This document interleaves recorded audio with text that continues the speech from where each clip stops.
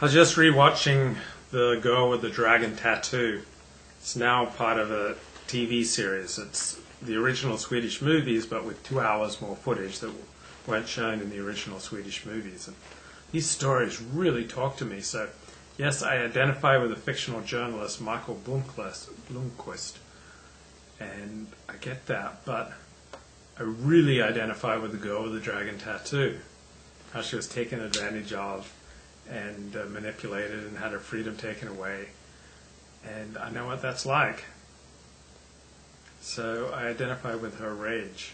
I think a big part of the reason that I love blogging and that I love teaching Alexander technique is nobody can tell me what to do. Nobody can take away my license. I can do my own thing, and for that privilege I will pay almost any price. So when I decided to train to be an Alexander teacher, I knew I'd have to rein in many of my habitual impulses to offend. For some reason I get a lot of energy, like the girl with the dragon tattoo, out of offending people. And I knew that my Alexander training work would take place in the same room with the same people year after year after year. So for 3 years during my training I largely held myself in check, and it wasn't that hard because I'd done it many times before.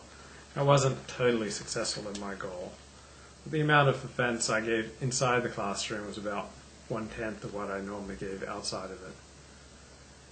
On my first day of Alexander Technique teacher training, I learned that my school had a policy of no public discussion of controversial issues such as sex, politics, and religion, because that could get in the way of the work. I remember thinking for my first few months that, I loathed that policy. I thought the directive was a priss. And then I gradually came to see its wisdom, and I've adopted it for my own teaching. So when I'm teaching Alexander Technique, I never deliberately give offense to my students, and I don't bring up controversial topics unnecessarily, like sex, politics, or religion, unless the person's a friend and I know their boundaries.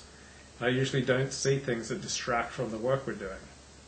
Now, outside of lessons, I still get a big charge often in offending people, and I still like playing the bad boy. I think overall I've calmed down a lot from years past, even if I still routinely give offense. I loathe people who abuse authority, and I can't wait to bring them down. I think that's what drives me. And I remember figures in my early life who abused their religious authority, and I just hate anyone who reminds me of them.